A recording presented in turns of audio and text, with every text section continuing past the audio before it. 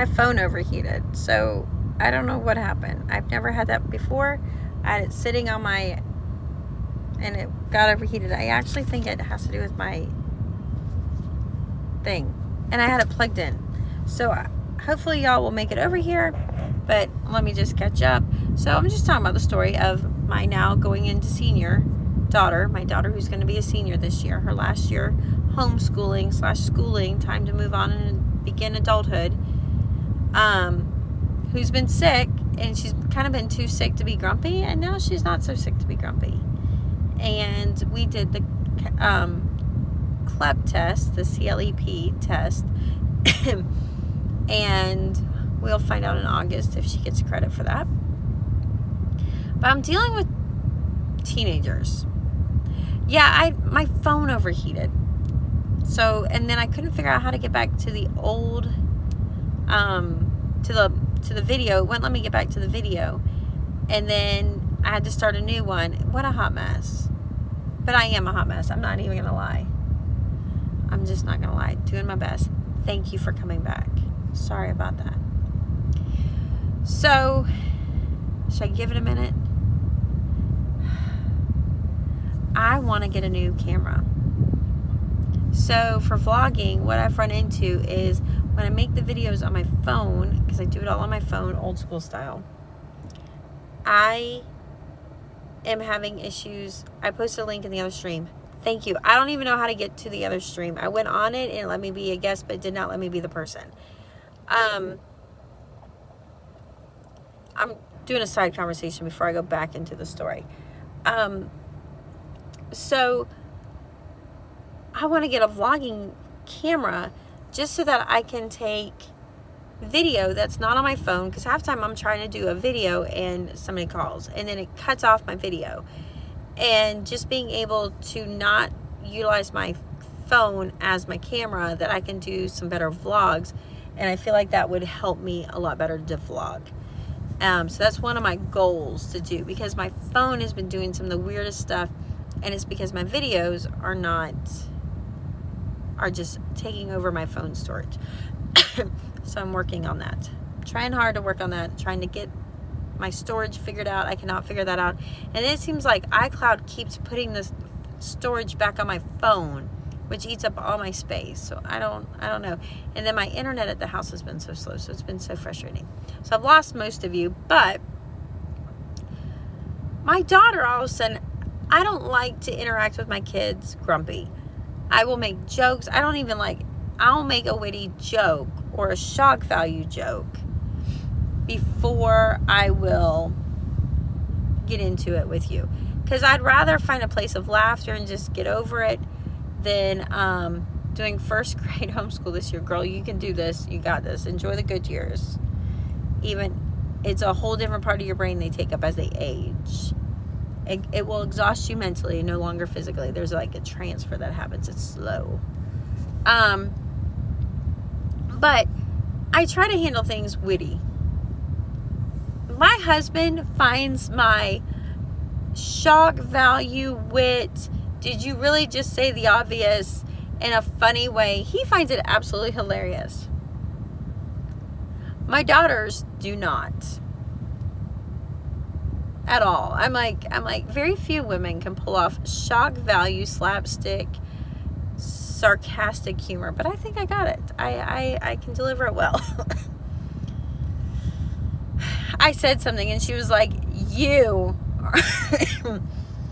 are not funny, mother. And I'm like, that was mean. Like, it wasn't even one of those, it's just like, you think you're funny, but you're not. And I'm like, I don't say that stuff to you. Why would you say that to me? And she kind of goes on. I'm like, I won't lie. Like, when I was a kid, I kind of had an issue with, like, one of my fingers standing up. I'm not going to do it on here, but you know what I mean? One of my fingers would just stay up and the rest would go down. And my kids don't really know that part about me because, you know, motherhood, I cleaned myself up some. Got myself a little cleaned up for things and handled things. And I just kind of looked at her. I said, you're not being very daughterly. And she's like, whatever. And I was like, hey, pay attention. And I showed her one of those fingers. And she looked at me and she's like, well, you do that now because you taught middle school and that's what they were like, Mom. And now you act like them. She just bought a goat. Oh my goodness. There's some text messages you should not see. She literally just sent me a text message. She bought a goat. I just told her she needs to sell the goats. She has too many goats. So anyways, let's get back to her rotten little self. She's like, Mom, you do that because you were around the middle school kids and now you become them. And I said, you know what? I've had the ability to hold one of these fingers up very easily since the 70s, kid. I go, this is who I've always been. I've been nice to you. But if you're going to be mean to me, I'm going to be mean to you. And I'm like, in fact, I've been trying to tell her, her dad that I'm like, you know what I liked about working? People were nice. Some of them, not all of them. I mean, some of them were horrible. I mean, they were horrible, moody little kindergartners with hormones called sixth graders. But I still loved them and they would still be somewhat nice. I go, I'm working with people now. I don't get paid. I'm with them all day long. And it's like they don't even want me there. Why would I want to be somewhere where they don't want me there? And he's like, yeah, but they're your kids. And I'm like, dude, I know. But can I go work with people that I don't have to live with? This is rough. So I tried calling him. He didn't pick up. Because we had just had that conversation. And then we get down the highway and she gets mad at me. Like, we're not talking at this point. I'm like, I like riding by myself because I can blast radio. Mom, turn down the radio. And I'm like, okay, fine. You said you were going to help me with my homework or with my chemistry. And I'm like, I tried. And you tell me like, well, I can't, I don't know what you're saying. Leave me alone. I'm like, I tried. I'm going to try and put it back here.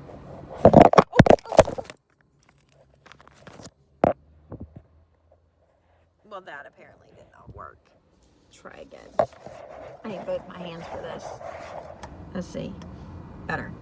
I'm like, I tried.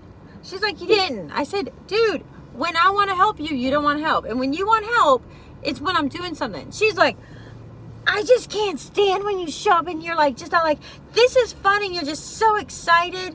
And it's like, I don't even want to hear you. I'm done.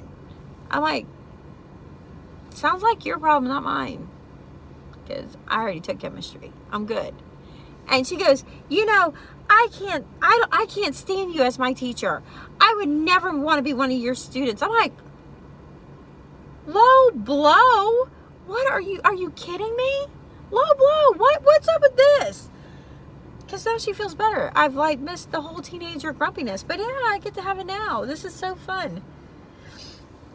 Low blow, kid. She's like, well, you never taught me. You just made me learn it myself. I said, yes. Going back to the first part one of the video, my goal was to make them independent, that they could teach themselves. I said, and I buy curriculum after curriculum to find the fit that helps you teach yourself.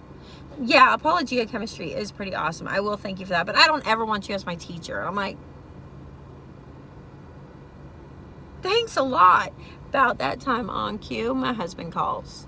And I'm like, honey, remember the whole, they're not nice? Let me just tell you. And now she's over there cracking up. That's the advantage. Like, playfully dealing with those arguments, just cracking up. I got her laughing. And I'm like, about time, because I'm going to seriously, I don't like that you're stuck watching this, but I don't want to send you off the thing like that. I'm over here like MacGyvering my phone because I need something a little bit more stable. I guess that's as good as it gets. So, just dealing with it, get her laughing, and we deal with it. I get home, and the other teenage daughter is giving me a fit. And she's like, I need this. Go get it. And I'm like, let's do life skills, and we teach you how to go get it. I don't want to go get it. I'm like, I don't care. And she puts this big show. I don't know, 14 through 15, they're so special. They're so special. And I make her go with me. I would have had a better conversation in the car with a rock than my daughter. Hello, how are you today? I'm like, seriously, we're gonna have a whole conversation on daughters. Well, and here's the thing. So I'm dealing with her, and I'm just like, oh my goodness, why did I put myself through the torture of bringing her? I should have just got her what I wanted. But she has to get the life skills. She's got to learn to take care of herself. Right? So they've just been a bucket of sunshine today. Or yesterday. A bucket of sunshine all day. And now it's time to go to church. Empty nest now. I can honestly say things get so much better. And I get that. Like, I realize that I was my parents' bucket of sunshine too. My son does these things like, oh, don't touch me. Don't you talk to me. You're mean. And I'm like, I verbatim will have flashbacks of these same conversation, except I was saying what my son says now to my dad. To my late dad, my late father. And even that was part of my thoughts yesterday when I was in the car with her. Because my dad would pick me up around 4 o'clock every Friday and bring me back on Sunday. By Friday, I was done. I was spent. And then I wasn't in the mood. I just wanted to sit in the car and just decompress. And I remember my dad just picking at me. And I'm driving, and I'm like, how did he have that stamina? How did he have the stamina? I'm trying to keep the car cool, and it's making me cough. How do you have that stamina to just keep going? But I get it. Like, this is all just like a rite of passage. It's a rite of passage. These teenage girls are a rite of passage. Teenagers in general. So I get to church. I'm really, like, at this point, so frustrated. I'm more frustrated because, I'm not going to lie, I really miss... And I'm sad about not going to work next year. And I'm going to do my engineering, and I'm going to work on the side. I still got 2 kids. I'm dealing with homeschooling, but I'm sourcing it out as much as I can. And I really want to go be around people. I like people.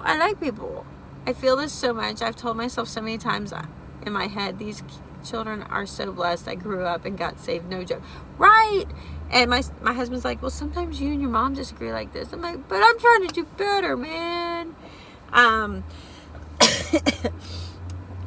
So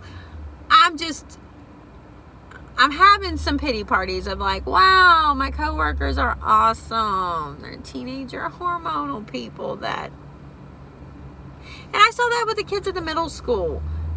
They would come up to me and like hug me and love on me. One Andrew, he would totally hug and love on me. I'd see him in person with his mom, and he'd act like I didn't exist.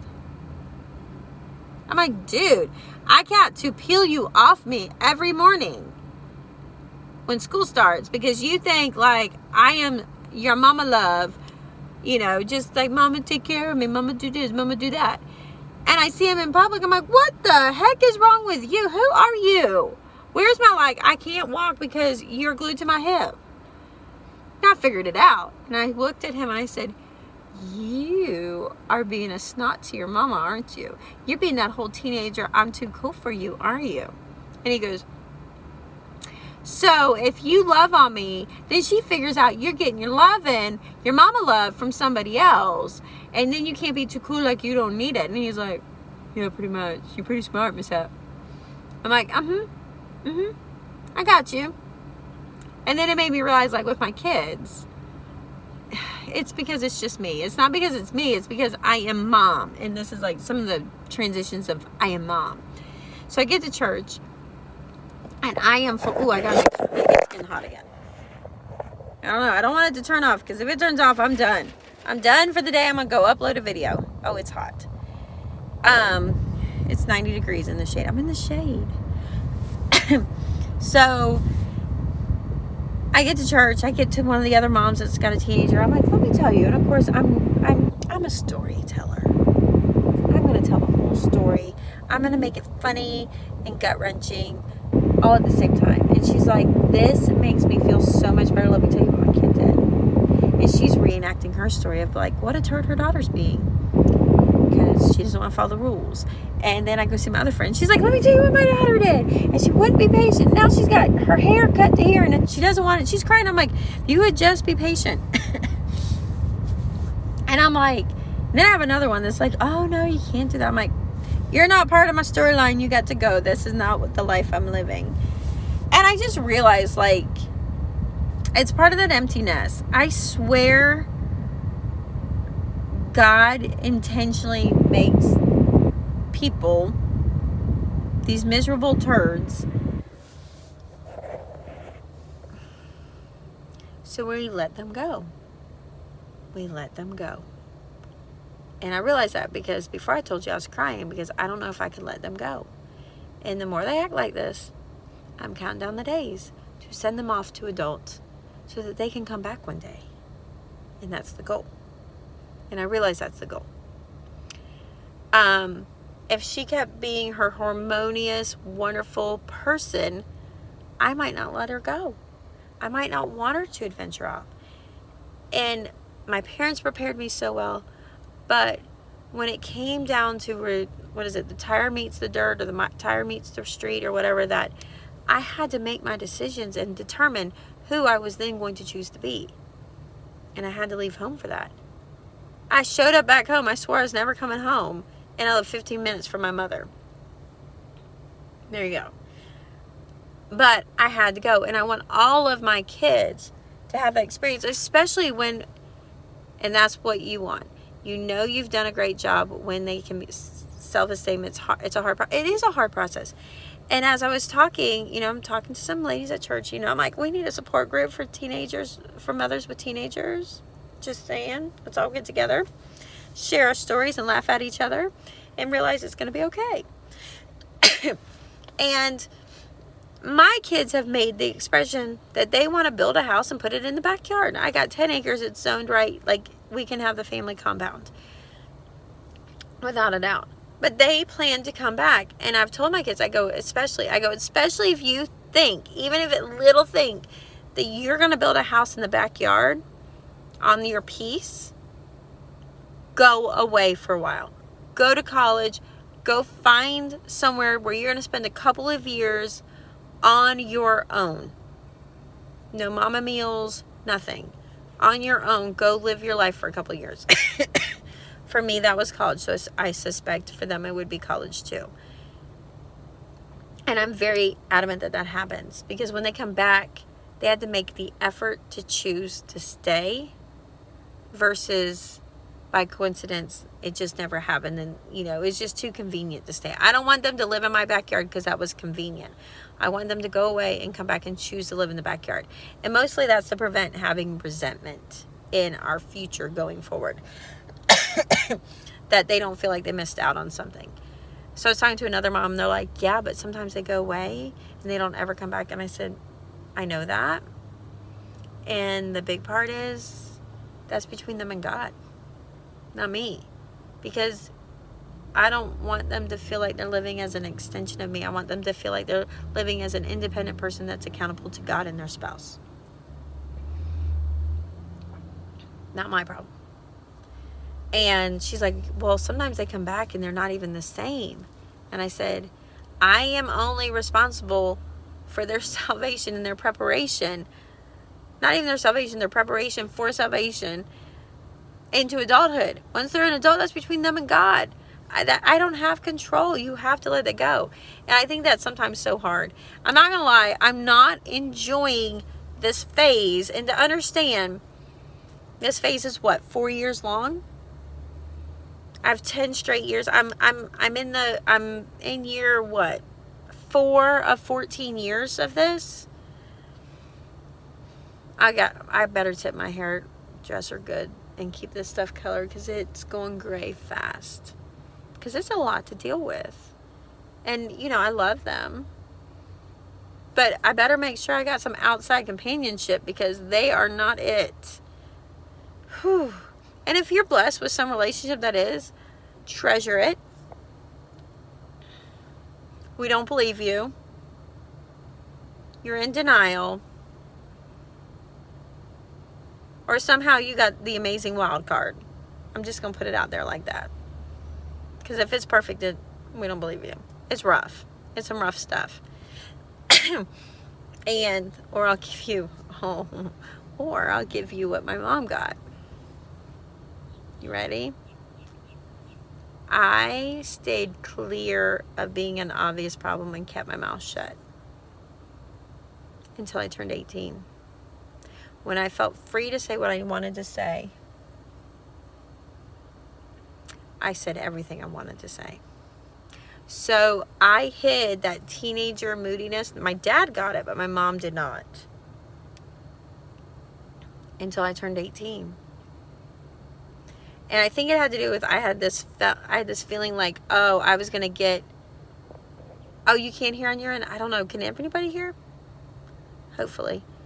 I just got this aspect of... I felt like I would not have control of the consequence. And I'd be put in a situation I didn't have control of. So I kept my mouth shut until I had the feeling of a sense of control. And that was when I graduated and I was 18 and I started college. And then she got the moody teenager. Not really moody teenager, but just a difficult teenager.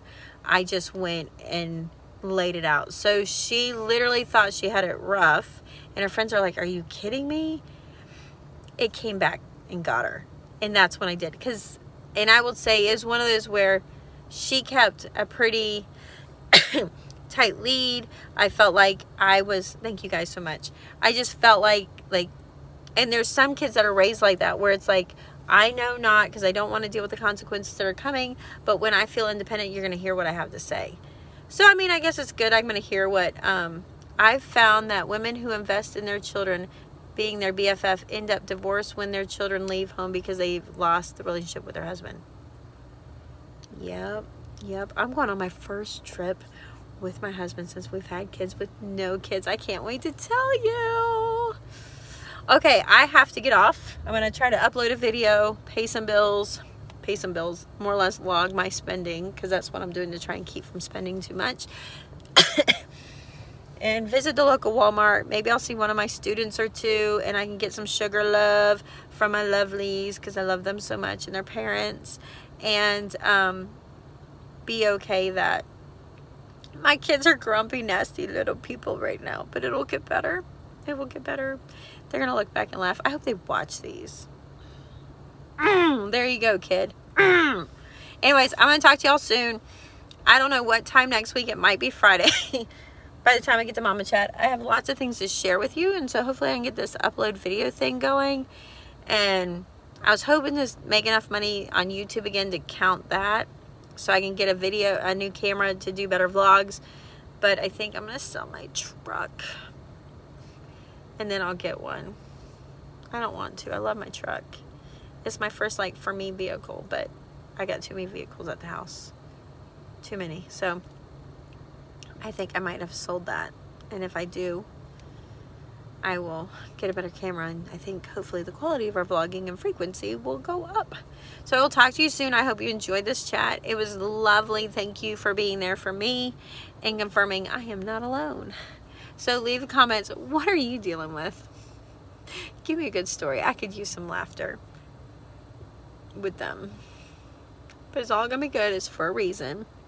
And so we send them out of the house and they become their own person. And when they are their own person, they are effective to be in the path that God wants them to be. And it's their choice. And they're not doing it out of obedience because I tell them to. They're doing it because I want that love to be within them to do. So again, I will talk to you soon. Probably Friday. Hopefully I'll stop talking. Talk to you later. Toodles. Love y'all. Bye.